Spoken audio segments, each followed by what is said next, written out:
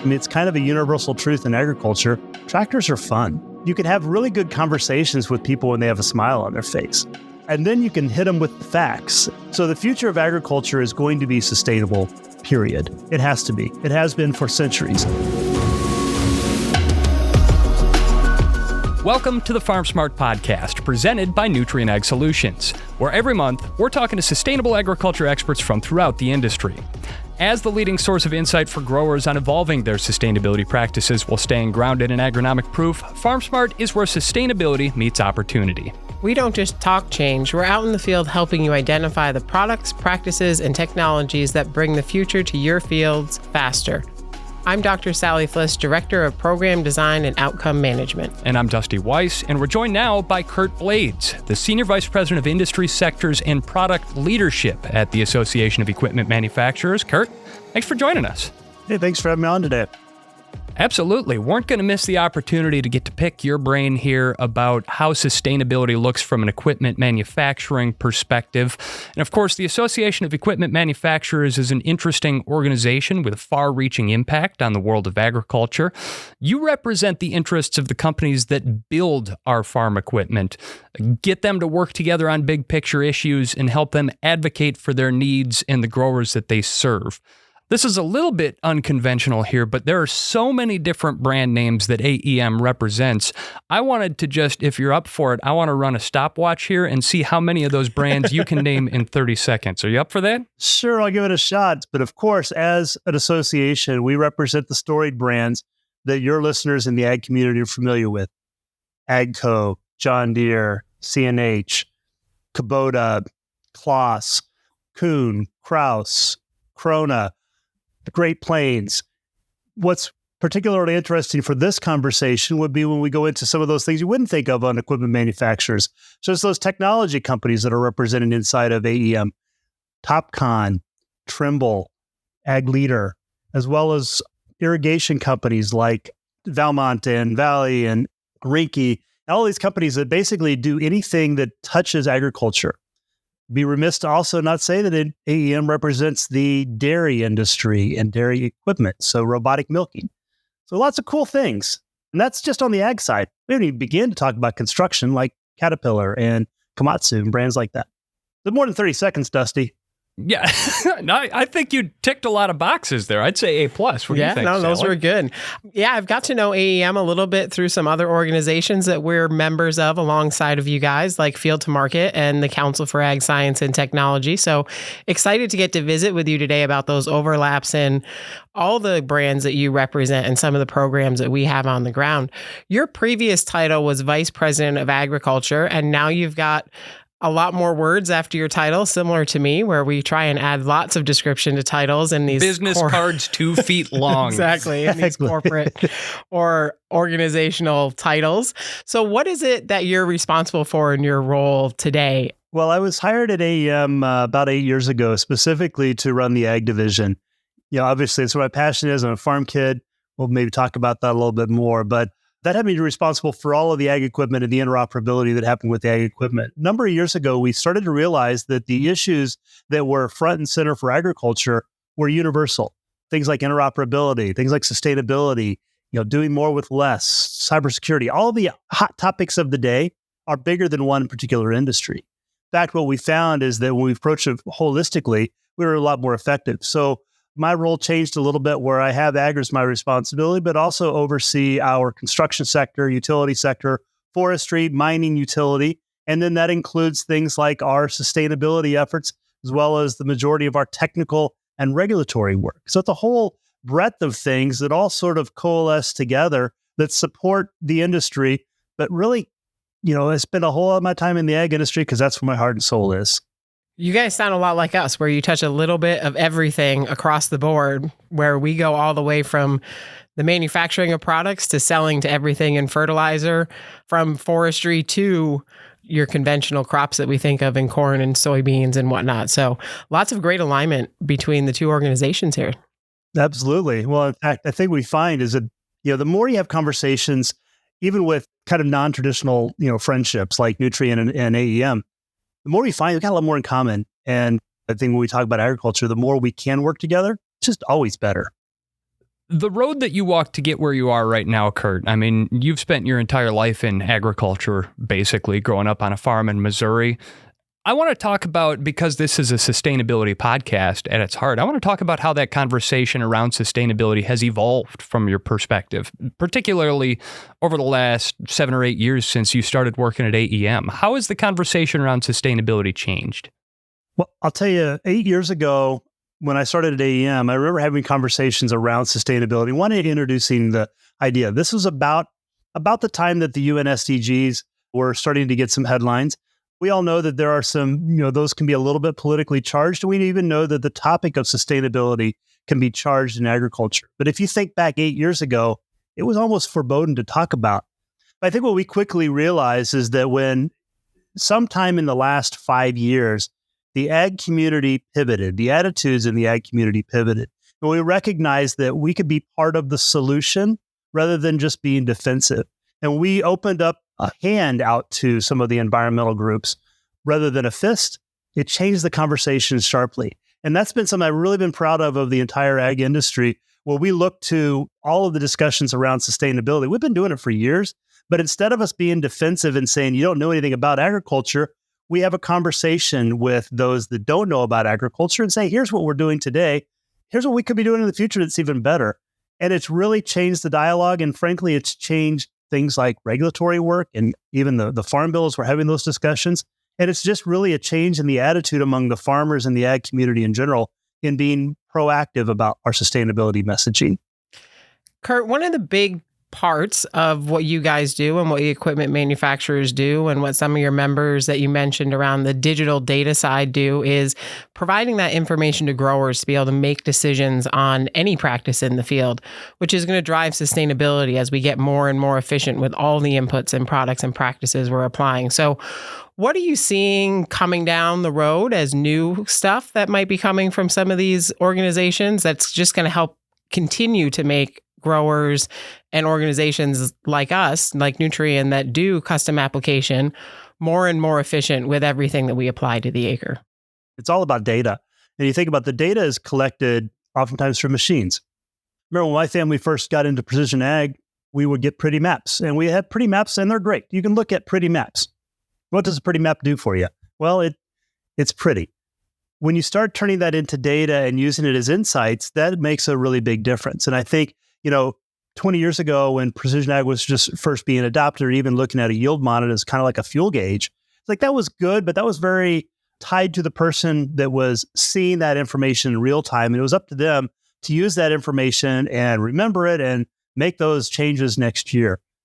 What we're seeing now, because those data layers becoming very rich, because it's constant collecting of data every time there's a pass over the field or using satellite data or whatever it might be, because that levels of data are getting so rich, couple that with, the computing power that's available and artificial intelligence piled on top of that, that institutional knowledge that has generated for, over decades within farmers quickly can be augmented with artificial intelligence and data where the decisions are made much better, much more efficient, allowing a farmer to make the most out of their possible acre that they possibly can. And the cool thing about that is that you've got the machines that have the ability to act on it right away, and the great products that are able to be formulated in a way to not just do a broad acre application, but treat not just the individual section of the field, but in some cases, the individual plant. That's remarkable. And those are not products that are pipe dreams. Those are products that are either commercialized today on a limited basis or just on the verge of being commercialized in the next day or two. For sure. One of the things that we have, our sort of flagship program at Nutrien Ag Solutions for growers in the field around sustainability and carbon is called Sustainable Nitrogen Outcomes, where we're working with growers to reduce their nitrogen rate, use enhanced efficiency fertilizers in order to reduce those emissions associated with using the nitrogen fertilizer that we need in the field. A few years ago, AEM did a study around the environmental impacts, positive impacts from using variable rate technologies. What were some of the highlights from that story? Because it's definitely a practice that our growers are using to achieve participation in our programs. So thank you for the call out of the environmental benefits of precision ag study. I was a high point, frankly, of my career, being able to tell that story.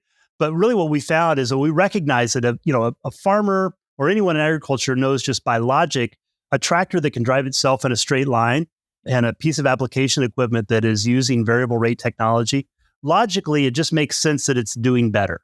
It's either using less fuel or it's using less active ingredient. But there's nothing quantifiable that pointed to that. So we tried to pull all of the data together that we could to sort of put some stakes in the ground of what that actually meant.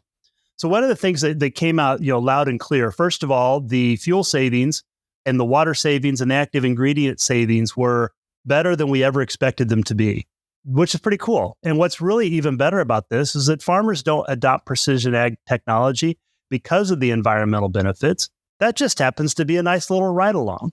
So this isn't a choose environment or choose yield. This is where you get the opportunity to do both. So that was one thing that was particularly interesting. Another thing that was particularly interesting, I think you guys at Nutrien would absolutely agree with us, that in the case of fertility, sometimes it's not less fertilizer being applied, but it's just better fertilizer being applied. And that's part of the story as well. It's very quick to get into a conversation when you talk to an environmentalist and say, well, we want to use less. And now we're armed with the facts to say, no, the answer might be less. The answer might be more. But more importantly, the answer is better. And so that goes to the 4Rs responsibility we talk about. But it's like now we have the tools with the data and the application technology to make sure that the fertility is being applied exactly where it needs to go, and that there's no runoff, that the environmental impact is minimal, and we're getting the most possible yield we can out of every individual acre. I mean, Curt, we talked about it a lot when I worked at AEM, and this was more than 5 years ago now, but we were talking about these things at that point too. And we certainly put it out there into the world that these are practices that are better for the environment. So do it for the environment, but do it for your bottom line too. And at the end of the day, these practices benefit both the environment and growers. But as we've seen greater adaptation of some of these sustainability practices, how have your members then changed their product offerings and business practices to support increased grower interest in sustainability? Well, I mean, I think you kind of hit on it with the first piece is what's the killer app? Why does a farmer choose to adopt precision agriculture or any of these, make any of these changes? And, just like my family and all of the customers that we're talking about here, they are all business people as well. Part of that message is you want to be able to leave a legacy for your family farming operation. So the soil's got to be maintained for, in my family's case, for over 100 years, or for the next generation for sure. In order to be able to do that, you also got to make money, and you got to make money for the next 5 years.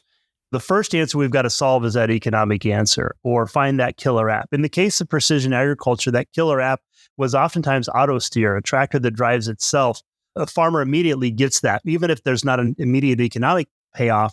They get that from an emotional standpoint, from a ease of use standpoint, and then quickly from a fuel saving standpoint, they get that right away. That killer app is what gets them in the door. Then you start to pile things on top of it. That's what sort of leads to the next thing. So, yay, a tractor drives itself. That's great. Oh, and while it's driving itself, I collect this great data. And that great data is telling me that I can reduce the amount of active ingredient and get more yield and perhaps save some operational efficiency. So it's sort of, you got to start somewhere. But if you say, do this because it's better for the environment, that's good. And that will get some farmers excited, but it certainly has got to pay off economically for them to begin with. Well, and as we say all the time, sustainability is a journey and no farm field is the same. And certainly that's what we see in the way that these practices are implemented across North America here. But not too long ago, you and I were both out in Washington, D.C. at a big event that the Association of Equipment Manufacturers put on, where we actually had a lot of this big iron out on the National Mall. We were telling our sustainability story, and so I want to touch on that coming up in a moment, along with some of the other really cool cutting-edge stuff that's happening in the equipment industry. That's all coming up in a moment here on the Farm Smart Podcast.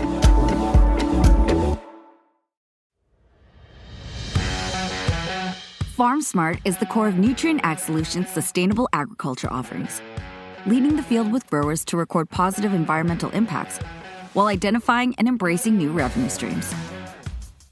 In leveraging practices and products and recording your outcomes, your reward for making informed agronomic decisions will be waiting for you in our digital sustainability platform. The data you input can help set a baseline, identify opportunities for continued improvement, and help qualify you for market access opportunities. We're here to maximize incentives and help ensure the legacy of your operation. Getting started with FarmSmart is easy. Log in or create an account with Agrible, then track your data and get paid. Getting started now means we can get to the future faster. FarmSmart, where sustainability meets opportunity. NutrientAgSolutions.com/FarmSmart. This is the FarmSmart podcast, presented by Nutrient Ag Solutions. I'm Dusty Weiss along with Sally Fliss, and we're talking today with Curt Blades, the Senior Vice President of Industry Sectors and Product Leadership at the Association of Equipment Manufacturers. And Curt, as we were hinting before the break, a couple of weeks ago, I got to go out east with you all from the AEM team. And we were out there for the Ag on the Mall event. It was really cool. We had, 30, 40 different brands. All of them had their equipment sitting out on the National Mall with the Capitol as a backdrop, with the George Washington Monument as a backdrop. And the whole reason that we were doing this was because AEM wanted to highlight some of the new and emerging trends and technologies that are really positioning agriculture on the cutting edge of technology and sustainability. What are some of the coolest things that you saw out there, and what are some of the brands that you would call out as being on the vanguard of this shift? Well, the coolest thing they saw on the celebration of modern ag on the National Mall was, not necessarily calling out one brand in particular, but just that whole opportunity to tell the story of modern agriculture to an audience that's not used to hearing it and frankly needs to. We're right in the throes of farm bill making season. We're right in the throes of conversations around environmental stewardship from folks that are making regulations that have never been on a farm before, or using data that might be 10, 20, 30 years old, and certainly paradigms that are 10, 20, and 30 years old. So the most exciting thing about the celebration of modern ag on the National Mall was telling those stories. It's kind of a universal truth in agriculture. Tractors are fun. Tractors are not offensive. You can have really good conversations with people when they have a smile on their face. And that's pretty neat. So you show off a big piece of iron or a big tractor, a big combine, big sprayer. It's like, that's really cool. And then you can hit them with the facts. And you don't get to have those if you're just having a conversation at a tent. So that's really the fun part. But your question was, what pieces of technology were particularly interesting? We had everything from tractors that could drive themselves to the latest detect and react types of equipment, whether it's spraying equipment or planting equipment or manure management. All those things were pretty neat. One of the things that I was particularly excited about was one of our manufacturers had their mobile soil testing lab. There are just a few of them around in the world today. It's capable of being shipped in a sea-land air container to everywhere around the world for mobile soil testing. We start talking about data. It all does begin with good information from the beginning. And if you have good soil data and having that readily available, that gives you that benchmark to really be able to make improvements.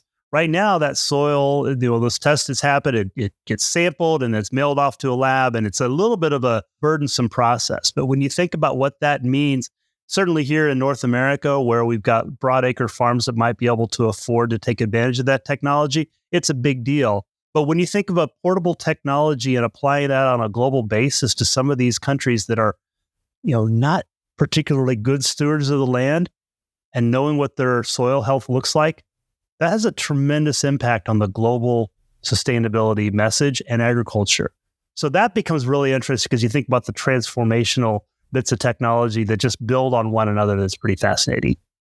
Yeah, that's really cool, that whole global aspect of how do we improve soils at a global level and not just in North America. I know one of the things we struggle with in a lot of our conversations with global brands and partners is a lot of these programs that they want to implement are designed around areas where you still need something like soil testing to happen versus the level of practice and product and technology information that we see in a North American farm. So it's really cool to hear that there's stuff like that available to get out there and start improving soils around the world to the benefit of all of us.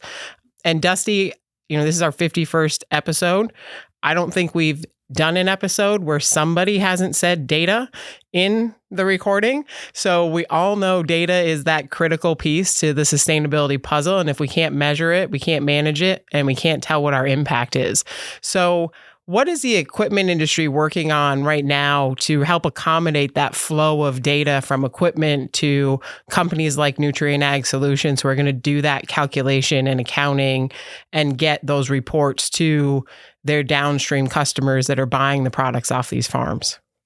Well, Sally, that is $1 trillion question. It's not $1 million question, not $1 billion question, but $1 trillion question, because we know that, data, there we said it again, it exists at lots of different levels. And historically, our two industries, if we refer to Nutrient Ag Solutions as more on the crop protection side and my industry of the equipment side, we've not done a great job of communicating. We've done okay. We get a passing grade. There's room for us to do better. But in the meantime, you and your peers are also not necessarily great with communicating with one another. And those of us of all the members that I represent in different colors, I can get them all in the same room. I can't get them all to agree. So there is a lot of effort that's being made to solve for interoperability on the machine side to make sure that, when you plug into a machine to one another, that they can talk to each other and they can control one another. That's one piece of it. Then the second half of that is the data. We're founding members of a group called the Ag Industry Electronics Foundation that's responsible for implementing ISOBUS. And that's happening on a global basis. We try to do that on a pretty good basis. We got a ways to go before we've solved that challenge. Likewise, we're very strong advocates of Ag Gateway and that data interoperability that goes right in line with that. And Ag Gateway and AEF formed a relationship that's been facilitated by AEM and some of our partners around the world to ensure that interoperability is happening both on the machine side as well as on the data side. But we got a ways to go. And the first step is we begin to have those conversations, begin to tear down some of those longstanding walls. Sally, you mentioned your former relationships with in the association space. We've got some other partners in the association space that are also kind of all on this journey together.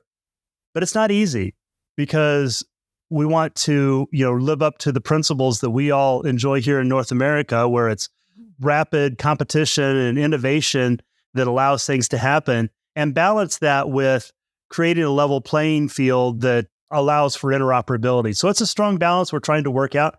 We got some work to do, but I'll tell you, we've got to get this solved. Otherwise, some of those decisions are going to be made for us. So I look to some of the work that's being done in Europe where things are being dictated. That concerns me a little bit.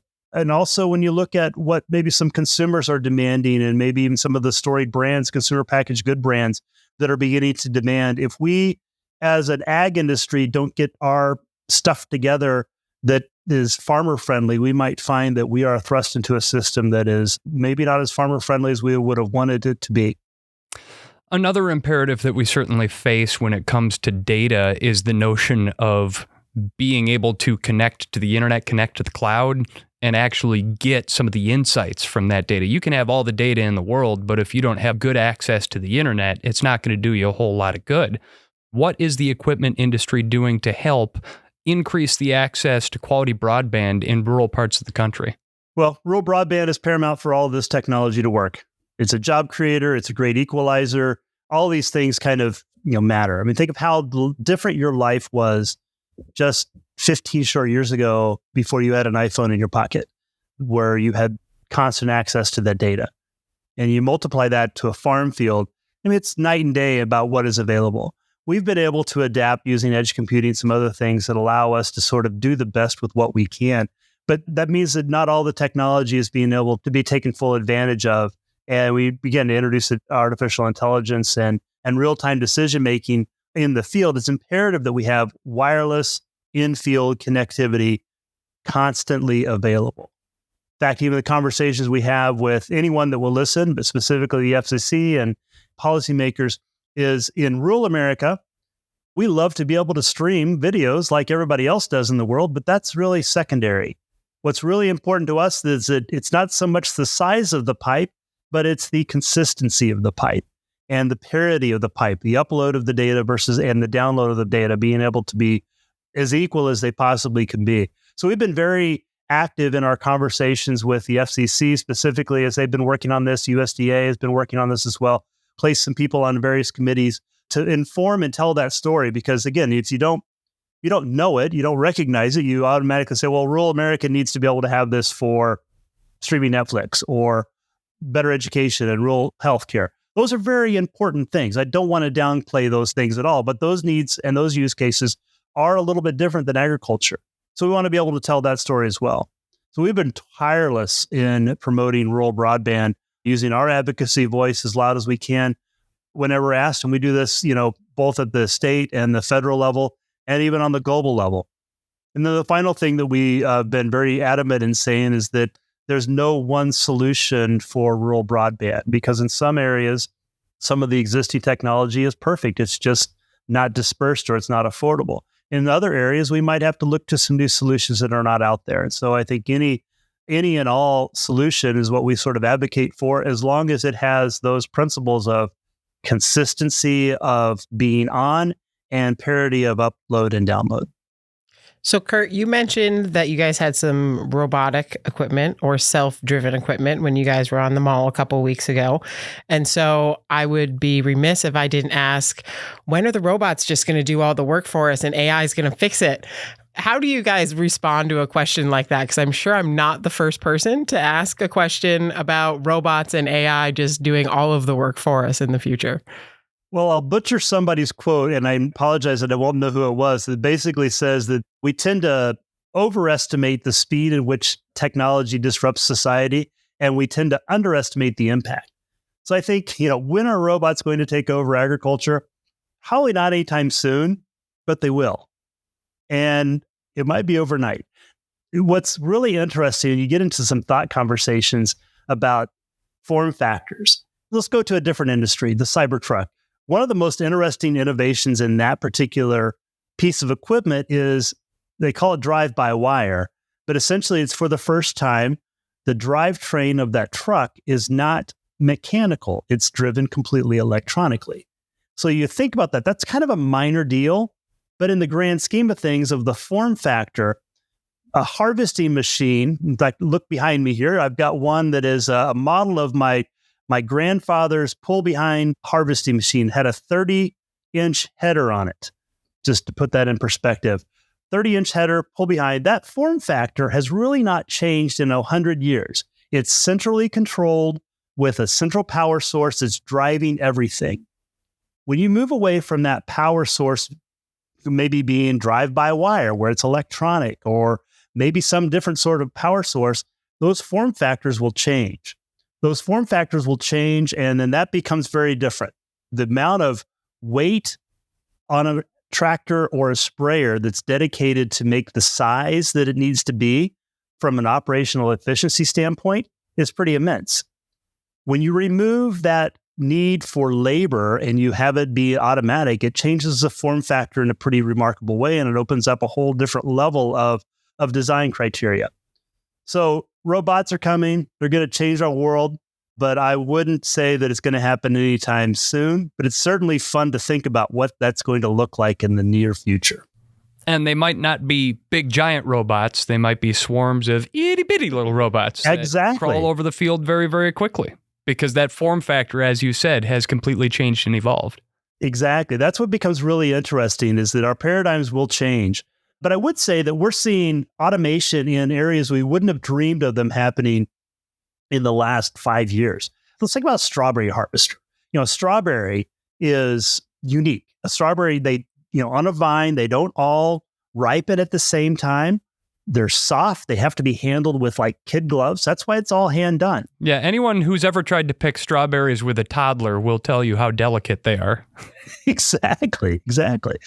So they also make a mess. But if you think about, during the pandemic, we had a real farm labor crisis, and that sort of lit a fire underneath some of those innovations that were happening around strawberry harvesters, where you think of artificial intelligence and optical sensors that all of a sudden can pick whether a strawberry is ripe and then delicately handle that in a way that only a human hand has been able to do in the past. That's remarkable. As we're sort of looking to the future here and kind of starting to wind the conversation down, I'd like to keep on staring over that 20, 50-year horizon, but ask you, Curt, what do you think the future of sustainable agriculture looks like? Well, I wouldn't say that it's sustainable agriculture. I would say it's the future of agriculture is sustainable. And I think it's inevitable that we can't divorce the two. My family's been in business for 100 years. We haven't been in business for 100 years because we were not sustainable. We just didn't call it that. But I think we are doing a much better job of being intentional about the things that we do as an industry. So the future of agriculture is going to be sustainable, period. It has to be. It has been for centuries. We're going to continue to get better. We might make some missteps along the way like we have in the past, and we might find some new technologies that revolutionize the way we produce crops that we can't dream of today. But I think the attitude will continue to be moving towards the idea of doing more with less and protecting our soil as best we possibly can and being as efficient and operationally efficient at the farm level as we possibly can to generate profitable income for generations to come. Well, and that's just it. By definition, it has to be sustainable because otherwise it won't be around in the future. But it's certainly a great perspective that you bring to the conversation, and we're really glad that we were able to have it with you here and hear about sustainability from the equipment side of the conversation. But we appreciate your making the time.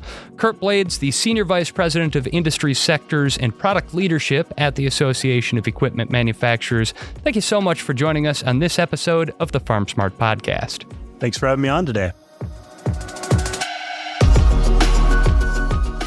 And that is going to conclude this episode of the Farm Smart Podcast. New episodes arrive every month, so make sure you subscribe to the Farm Smart Podcast in your favorite app and visit nutrienagsolutions.com/farmsmart to learn more.